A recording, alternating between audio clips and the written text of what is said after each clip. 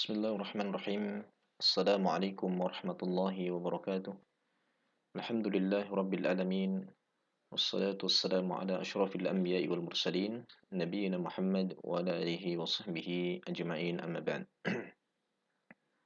Kembali kita bersyukur kepada Allah Subhanahu wa taala yang telah mengumpulkan kita di dalam majelis, yaitu pelajaran kita Ususu Manhajis Salafi Da'wati ila Allah.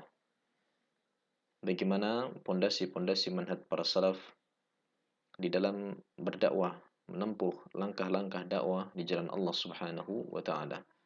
Masih melanjutkan pelajaran kita yang kemarin, kita masih berada di dalam pembahasan mura'atul fawarik baina da'watil muslimin wa ghairihim. Seorang dai ilallah harus memperhatikan sisi perbedaan, ya, baik itu perbedaan dalam uslub, metode, dan yang lainnya terkait dengan bagaimana dakwah kepada orang-orang kafir maupun orang-orang muslim. Kemudian kita lanjut pada halaman yang ke-68, poin yang ketiga. Ayulaffat nazratal kafir ila ajaibi sun'illahi ta'ala. Langkah yang ketiga yang harus diperhatikan bagi seorang dai di dalam berdakwah kepada orang kafir, yang sebelumnya, poin yang pertama, kemarin seorang dai harus memperhatikan asas yang pertama, dasar yang pertama yang harus diajarkan, yaitu tauhid. Ya, sebelum mengajarkan perkara-perkara yang lainnya. Kemudian yang kedua kemarin, yaitu ayu kifadaiyah haula'il musyrikin bi'ainil waqi'.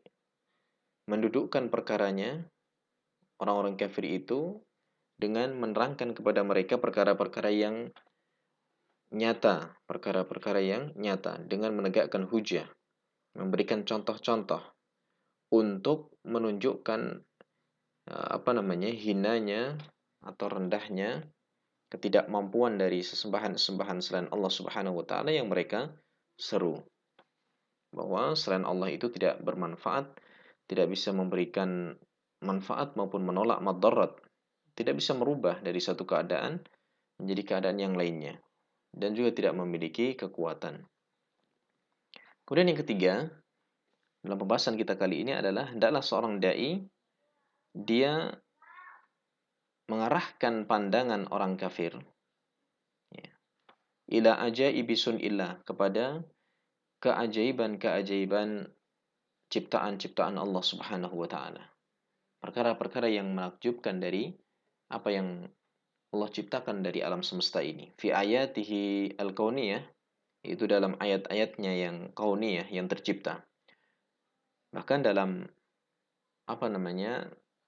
tubuh kita sendiri, di dalam tubuh manusia itu sendiri terdapat tanda-tanda kebesaran Allah Subhanahu wa taala. Dan betapa banyak ilmuwan-ilmuwan ataupun orang yang meneliti dari kalangan orang-orang kafir yang mereka meneliti tentang ciptaan-ciptaan Allah, akhirnya mereka mendapatkan hidayah karena menemukan sesuatu yang menakjubkan. Mereka akhirnya masuk ke dalam agama Islam, dan itu sangat sangat banyak. Wa bayanil baun syashi', dan hendaklah menerangkan terdapat perbedaan yang sangat jauh baina tilkal ajaib, antara perkara-perkara yang menakjubkan dari alam semesta ini, wa haqarati ma ya'buduna min dunillah, dan hinanya atau rendahnya apa yang diibadai dari selain Allah Ta'ala. Iya. Allah mampu mencipta dengan sangat sempurna, mencipta makhluk-makhluknya yang sangat kecil maupun sangat besar. Namun, ma ya'buduna min dunillah, apa yang mereka ibadai dari selain Allah Subhanahu wa taala, sedikit pun tidak mampu menciptakan. Walaupun hanya menciptakan seekor lalat, walau kana dzubaban, meskipun hanya seekor dzubab, seekor lalat, mereka tidak mampu menciptakannya. Wa min tilkal ayati wal barahin, dan juga dari ayat-ayat dan bukti-bukti tentang khalqus samawati wal ard. Di antara ayat-ayat Allah dan bukti-bukti dari penciptaan Allah itu adalah Khalqus samawati wal ard, penciptaan langit-langit dan bumi. Langit diciptakan dengan tanpa tiang yang sangat kokoh. Bumi dihamparkan yang sangat luas, penuh dengan keindahan-keindahan. Wasyamsi, dan juga matahari yang selalu berputar, selalu mengelilingi bumi, selalu terbit dari timur. Wal qamar, dan juga bulan. Wahada sun'ul bahir, dan penciptaan yang sangat luar biasa ini, bikulli ayatihi, dengan setiap tanda-tandanya, wadalailihi wabarohinihi, dan juga penunjukan-penunjukannya dan bukti-buktinya. Jadi menerangkan kepada orang kafir agar mereka mentadaburi atau melihat dengan seksama sangat luar biasanya, sangat menakjubkannya dari penciptaan alam semesta ini. Wa kadzalika yukifuhum ala mabda'i khalqihim. Demikian pula hendaknya seorang dai menjadikan mereka orang kafir itu berhenti untuk memikirkan ala mabda'i khalqihim, tentang awal mula penciptaan mereka, awal mula penciptaan manusia. Yang sebelumnya tidak ada menjadi ada. Terlahir dari perut ibu dan keadaan tidak punya apa-apa. Allah ciptakan penglihatan, pendengaran, dan juga hati. Wa azimi qudratillahi ta'ala fi dzalik, dan agungnya kemampuan Allah, maha kuasanya Allah Subhanahu wa taala di dalam penciptaan mereka, penciptaan manusia. Wa anna alladzi ansha'a laysa bi'ajiz, dan sekaligus menerangkan kepada mereka bahwa zat yang telah memunculkan, menciptakan pertama kali itu tidaklah lemah anin nasy'atil ukhra, dari penciptaan yang kedua kalinya atau penciptaan yang lainnya. Kalau Allah Subhanahu wa taala Maha mampu dan sangat mudah dalam menciptakan pertama kali, tentu dalam membangkitkan manusia, menghidupkan kembali manusia itu jelas sangat sangat mudah. Maka ketika orang kafir itu memahami hal tersebut, insya Allah mereka akan mau beriman kepada Allah dan mau mengimani tentang hari kebangkitan, hari akhir, dan peristiwa-peristiwa setelahnya.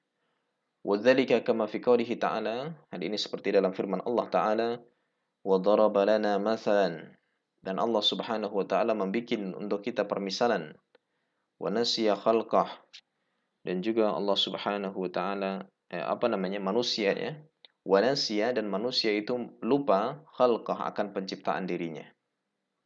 Allah sudah membikinkan permisalan yang sangat menakjubkan, tapi orang kafir, orang-orang manusia yang kafir, dia lupa, tidak mau memikirkan tentang penciptaan dirinya. Sehingga dia sampai mengatakan, qala may yuhyil idhama wa hiya ramim. Siapa yang bisa menghidupkan tulang belulang dan itu sudah menjadi debu atau sudah berserakan. Ya, tulang belulang yang sudah berserakan nggak mungkin akan bisa dihidupkan. Inilah ucapan orang kafir yang nasiya khalqah, yang dia melupakan penciptaannya.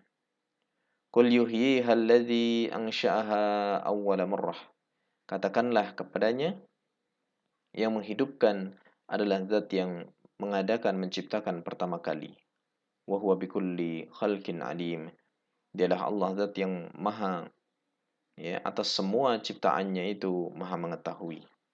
Nah, fafitilkal adillah al-bahirah, maka dalam dalil yang sangat luar biasa tersebut, kifayatun litawjihil bayan al-qawi, maka itu sudah menjadi kecukupan untuk mengarahkan penjelasan yang sangat kuat, ya, alladzi yukhatibu fitaran wa uqula haula'il kufar al-mu'anidin al-mukadzibin. Maka dengan dalil seperti itu sudah sangat cukup untuk diarahkan, ya, menjadi penjelasan yang sangat kuat untuk diarahkan pembicaraan itu kepada fitrah-fitrah dan akal-akal mereka orang-orang kafir yang menentang, yang mendustakan ayat-ayat Allah Subhanahu wa taala. Taib. Kemudian yang selanjutnya, wa huwa kalamu rabbina jalla wa ala, dan itulah kalam Rabb kita jalla wa ala fi da'watin nasara, misalnya dalam mendakwai orang-orang Nasara, lil wuqufi ala haqiqati ibadatihim, supaya mereka berhenti dan mau memikirkan bagaimana hakikat peribadatan mereka li ghairillah, kepada selain Allah. Bagaimana peribadatan mereka kepada mengibadai Nabiullah Isa yang dikatakan adalah ibnullah, anak Allah. Wal'idzubillah. Wa bayani annaha khilaful fitrah. Dan dalam ayat tersebut, dalam ayat-ayat Allah Subhanahu wa taala juga menerangkan bahwa apa yang diyakini orang-orang Nasrani itu menyelisihi fitrah yang suci, allati fatarallahu an-nasa 'alaiha, yang Allah menciptakan fitrah itu pada manusia. Wa annahu la yumkin liman yu'badu min dunillahi wa yakunu mustahiqqan lil ibadah ay yakuna muhtajan lil akli wasyarab. Menurut fitrah yang murni, menurut akal yang masih bersih, hati yang masih bersih, tidaklah mungkin bagi manusia yang diibadai dari selain Allah dan dia diberikan hak ibadah, tetapi dia masih membutuhkan kepada makan dan minum layaknya manusia. Sementara Nabi Isa adalah manusia seperti keumuman manusia yang lainnya, makan dan minum. Dan juga ibunya adalah manusia. Namun Allah pilih, Allah jadikan mereka, Nabi Isa, sebagai rasulnya.